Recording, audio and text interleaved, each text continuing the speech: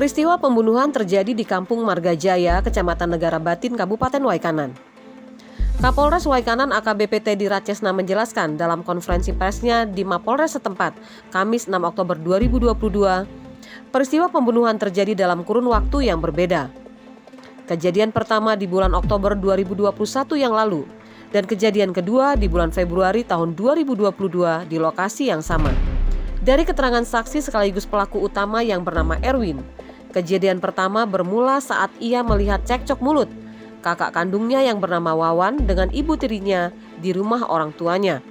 Dari cekcok mulut itu, Wawan lantas menghabisi nyawa ibu tiri dan bapak kandungnya sendiri. Karena kejadian itu dilihat oleh Erwin, ia akhirnya tersulut emosi.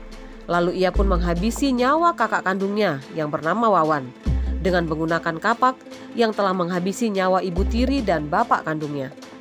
Namun saat melakukan aksi pembunuhan terhadap kakaknya itu dilihat oleh keponakannya yang tak lain adalah anak kandung dari Wawan.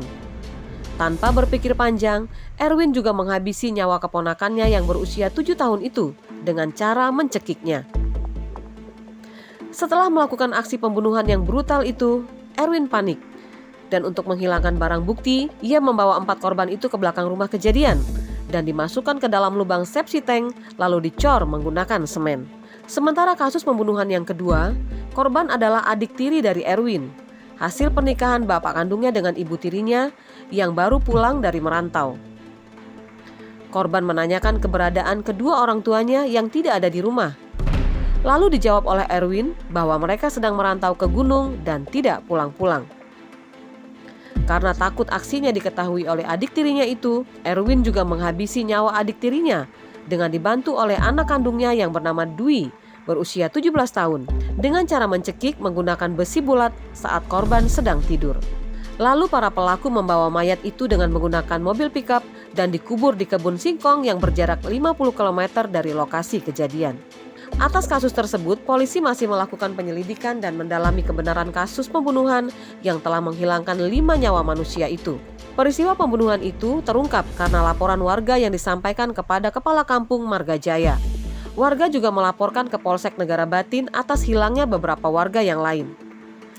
Berdasarkan laporan itu, kepolisian melakukan penyelidikan dan didapati bahwa warga yang hilang tersebut menjadi korban pembunuhan dengan pelaku masih saudaranya sendiri. Atas perbuatannya, pelaku dapat dikenai pasal 338 KUHP dengan ancaman hukuman kurungan maksimal 15 tahun penjara. Dan jika pelaku terbukti melakukan pembunuhan berencana, maka dapat dikenai pasal 340 KUHP dengan ancaman pidana mati atau seumur hidup. Dari Kabupaten Waikanan, Yulianto, Rilis ID TV melaporkan.